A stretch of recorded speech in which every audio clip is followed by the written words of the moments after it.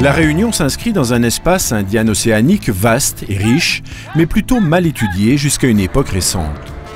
C'est pour en finir avec cet angle mort de la recherche à l'international qu'a été créé en 2010 l'OSOA, Observatoire des sociétés de l'océan Indien.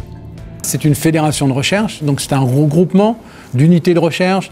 Il y a dedans des gens qui font du droit, des économistes, des historiens, des politologues, des géographes, des linguistes. L'objectif de la fédération de recherche, c'est de travailler sur les sociétés de l'océan Indien. Ce travail s'articule autour de 3 axes majeurs et privilégie les approches croisées et transdisciplinaires. Le fait de s'inscrire dans cette structure nous permet justement de nous regrouper autour de questions communes, autour de sujets de recherche communs. Et ça permet effectivement aux chercheurs de travailler ensemble sur des questions qui intéressent directement le territoire et puis la grande zone océan Indien. C'est en ceci qu'on peut dire que cette fédération est une valeur ajoutée. Parce que maintenant, à l'extérieur, les chercheurs pensent fédération, donc ça veut dire masse critique, ça veut dire également que nous avons là vraiment des champs de compétences qui croisent et qui fécondent en quelque sorte cette recherche, ce que nous n'avions pas dans nos laboratoires traditionnels. Définir les orientations. Lorsqu'on travaille sur un champ aussi ouvert que peuvent l'être l'océan Indien et ses sociétés, une mise en réseau international est une évidence. L'OSOA encourage donc toutes les formes de collaboration possibles avec les chercheurs des îles voisines et bien au-delà. C'est primordial de pouvoir se confronter aux autres. C'est une manière, disons, d'aller sur le terrain ou de faire venir sur notre terrain les acteurs de ces pays de l'océan Indien. Et on s'enrichit forcément.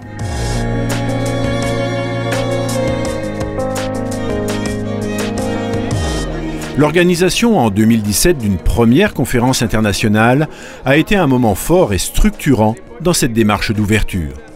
Pendant 2 jours, les chercheurs issus de 15 pays différents ont présenté leurs instituts de recherche et échangé sur leurs travaux. Les thématiques sont nombreuses et appellent la pluridisciplinarité. Je trouve ça extraordinaire, oui. J'ai l'impression d'assister à quelque chose qui est en cours, en construction, en co-construction, avec des expériences à la fois universitaires et nationales différentes, mais qui se retrouvent autour de réflexions communes et de projets que l'on espère communs. On est là pour nous faire connaître, également pour dire qu'il se passe des choses chez nous, même si ce n'est pas encore reconnu, et qu'on est là pour intégrer les projets de recherche qui sont au sein de l'OSOA. Véritablement, il y a une petite déconnexion entre la réflexion sur la région océan Indien qu'on fait ici dans les îles et la réflexion qu'on peut mener dans le grand océan Indien. Alors, il y a un intérêt immense d'être ici pour établir donc des ponts. Voilà. On ne peut s'enrichir intellectuellement qu'à travers des échanges, de partage autour d'expériences communes. Ce qui est vécu par les Mauriciens à Maurice est vécu de manière plus ou moins identique, mais en même temps avec certaines différences qui méritent d'être connues par les Réunionnais, par les Malgaches, par les Seychellois et par l'ensemble des gens qui participent à ce type de conférence. Mozambique. Qu'est-ce que c'est le SELEC? Cette manifestation a véritablement initié une dynamique de collaboration et permis d'installer l'OSOA comme porte d'entrée pour toute étude dans les grands champs des sciences de l'homme et de la société en zone indienne-océanique. À Chiang Mai, ils ont soutenu toute une école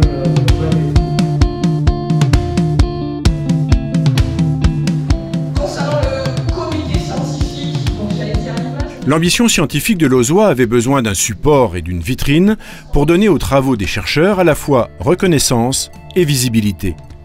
Le lancement en 2017 de la revue Carnet de recherche de l'océan Indien a donné une réponse concrète à cette préoccupation. Nous sommes en train de finaliser donc, le 4e numéro. 2 numéros sont thématiques. Le premier sur les espaces insulaires de l'océan Indien, donc les mutations contemporaines. Le 2e numéro sur réalité et imaginaire maritime dans l'océan Indien, auquel s'ajoutent donc 2 varias. Et le 5e opus va porter sur Mayotte. Pluridisciplinaire, numérique et gratuite, la revue s'installe progressivement sur la scène scientifique régionale et se donne encore quelques années pour devenir une référence dans ces domaines d'études.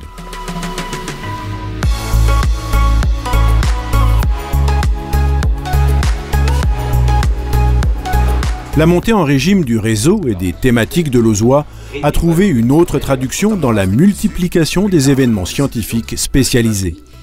Les différents laboratoires composant la fédération en ont organisé 8 sur la seule année 2018. 8 manifestations, c'est énorme pour un laps de temps aussi court. Quand je dis manifestation, j'entends par là colloques, séminaires, rencontres internationales. Donc il y a une multiplication et on peut dire vraiment l'ambition de l'Auzois s'exprime au travers de ces manifestations-là. Au-delà des conférences, il y a aussi la volonté au sein de l'Auzois de laisser une trace écrite, et c'est la raison pour laquelle beaucoup de conférences font l'objet ensuite d'une publication spécialisée. Les chercheurs réunionnais se projettent également au-delà du territoire de l'île, comme en septembre 2018 lors de la 2e conférence Afrique-Asie à Dar es Salaam et Zanzibar.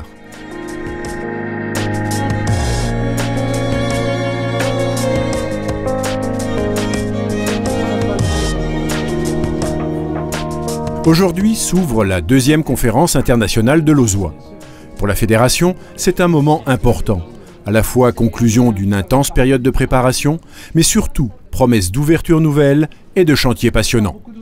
Alors moi, je suis très enthousiaste à l'idée de cette conférence parce que c'est l'aboutissement de tout un travail d'organisation, de réflexion pour essayer de faire converger des savoirs, partant des doctorants, en passant par les spécialistes jusqu'aux professionnels dans différentes disciplines, dans les thématiques.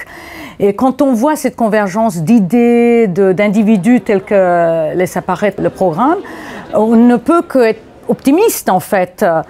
La fédération avait un premier objectif, la valorisation, l'intensification des travaux de recherche sur les sociétés de l'océan Indien. Le second objectif, c'était sa politique scientifique d'internationalisation, d'intensification, de redimension des partenariats internationaux. C'est ce que nous avons fait sur l'ensemble de l'océan Indien.